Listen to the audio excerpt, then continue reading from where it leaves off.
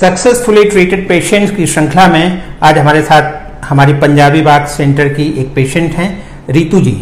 आज उनके द्वारा ही जानते हैं उनका इंट्रोडक्शन और वो जब यहाँ आई थी तो कैसी थी और इम्प्रूवमेंट के बाद वो कैसे हुई। तो रितु जी, आप अपना एक ब्रीफ इंट्रोडक्शन बताइए।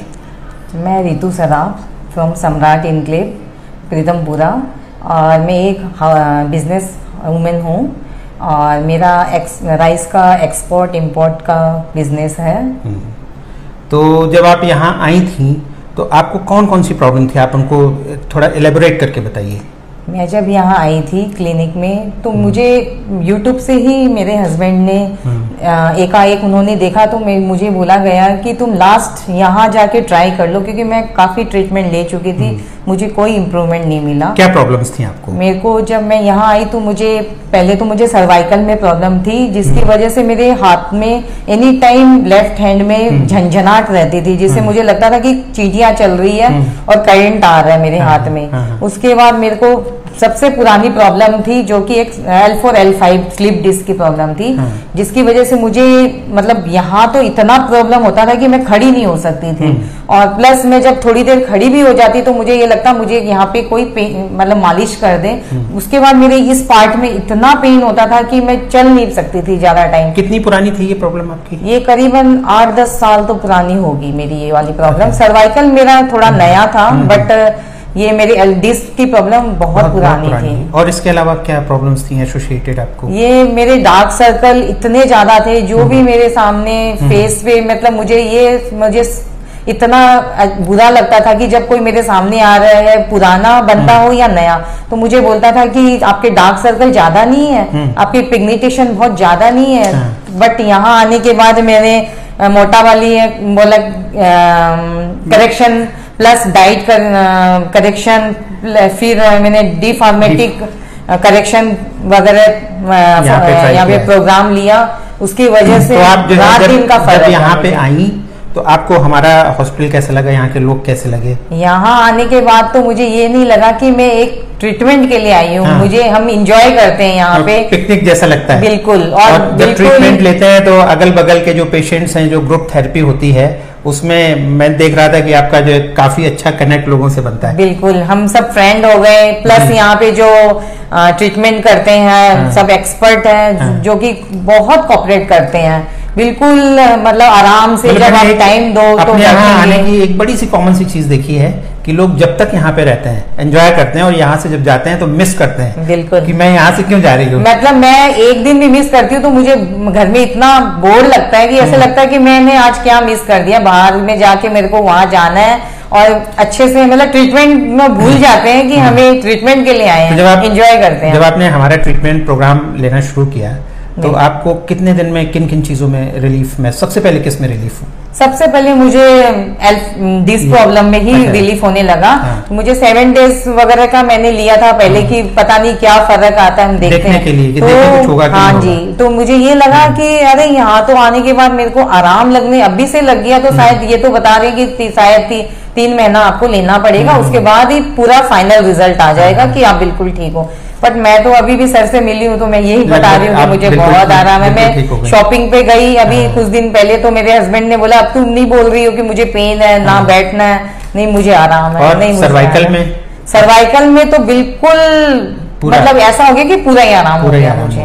बिल्कुल। आप बोल रही थी डार्क सर्कल्स में भी आपको डार्क सर्कल में भी मतलब कॉम्प्लीमेंट्स मिल रहे हैं। हस्बैंड बोल रहा है कि मैं तो रोज देख रहा हूँ, तुम बाहर वालों भी कोई बोलता है? हाँ, मेरे को तो जो भी मिलता है सब बोलते हैं। डार्क सर्कल्स के मामले में मैं एक चीज बता दूं कि डार्क सर्कल्स पूरी तरह से जाने में आपको 4 to 6 months लग जाएंगे। क्योंकि धीरे धीरे आपकी जो मेटाबॉलिक इश्यूज हैं वो एड्रेस होते हैं ना।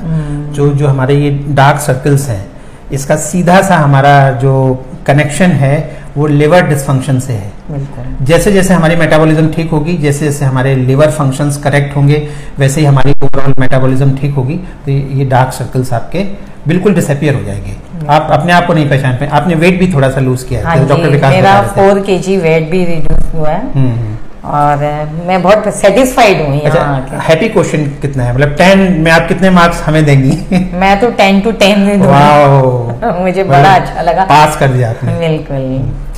तो बहुत बहुत धन्यवाद। आपको भी बहुत बहुत धन्यवाद रितु सराफ जी। और जैसे कि हर बार मैं अपने प्रोग्राम के बारे में बताता हूं कि स्लिप डिस्क या डिस्क प्रोलैप्स का बहुत ही आसान ट्रीटमेंट है।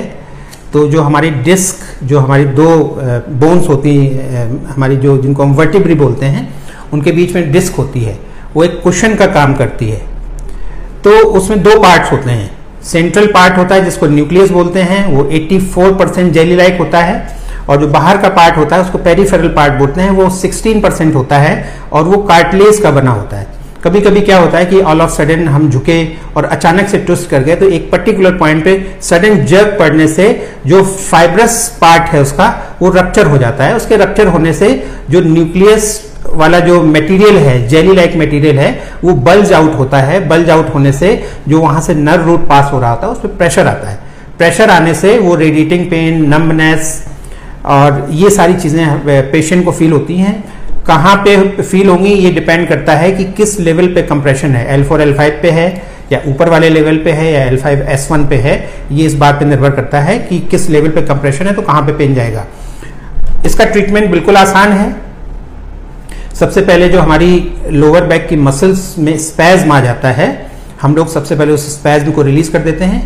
जैसे ही स्पैज्म को रिलीज करते हैं तो हमारा लंबर कर्वेचर ठीक होने लगता है, और जैसे ही लंबर कर्वेचर ठीक होता है हम लोग स्पाइन को डीकंप्रेस कर देते हैं ऊपर से और नीचे से। ट्रीटमेंट नॉन इन्वेजिव है, किसी भी तरीके की सर्जरी, नीडलिंग या किसी भी तरीके के इंस्ट्रूमेंट्स का इसमें ट्रीटमेंट में उपयोग नहीं किया जाता है। जैसे हम स्पाइन को डीकंप्रेस करते हैं तो एक नेगेटिव प्रेशर जनरेट होता है, हमारे एडजेसेंट जो टिश्यूज हैं वहां से फ्लूइड गश के साथ डिस्क की तरफ आता है, तो जो डिहाइड्रेटेड डिस्क है वो रिहाइड्रेट हो जाती है। और जैसे ही रिहाइड्रेट होती है तो हमारा जो बल्ज्ड आउट पार्ट है, जिसके कारण से हमारे नर्व रूट पे कंप्रेशन है, वो बल्ज्ड आउट पार्ट धीरे धीरे वापस अपनी जगह रिट्रैक्ट बैक करने लगता है और नर्व पे प्रेशर छूट जाता है। नर्व पे प्रेशर छूटने से हमारा जो रेडिएटिंग पेन है वो चला जाता है, नंबनेस, टिंगलिंग सेंसेशन चले जाते हैं, और जो लंबर एरिया में मसल स्पैज्म है, मसल स्पैज्म रिलीज होने से हमारा कमर का दर्द पूरी तरीके से ठीक हो जाता है। सबसे जो महत्वपूर्ण बात है जो हमारे सभी पेशेंट जानना चाहते हैं वो ये है कि क्या इसके रिजल्ट्स परमानेंट हैं। जी हाँ, एक बार ठीक होने के बाद ये दोबारा बीमारी नहीं होती। कोई दूसरा कारण हो जाए जिसके कारण से आपको चोट लग जाए या कोई हैवी जर्क हो जाए तो वो होना एक अलग चीज़ है, लेकिन ट्रीटमेंट के बाद इसके जो रिजल्ट्स हैं वो परमानेंट हैं। ऐसे भी पेशेंट्स से मैंने आपके सामने बातचीत की है जिनका 20 साल पहले इलाज हुआ था और आज भी वो पूर्ण तरीके से स्वस्थ हैं। तो यहाँ पे मैं अपनी बात खत्म करता हूँ। रितु जी, मैं आपको एक बार फिर से बहुत बहुत धन्यवाद देता हूँ और ये आशा करता हूँ कि जो है आप पूर्ण स्वस्थ होंगी और जीवन में कभी भी आप बीमार नहीं पड़ेंगे। Thank you so much. नमस्कार।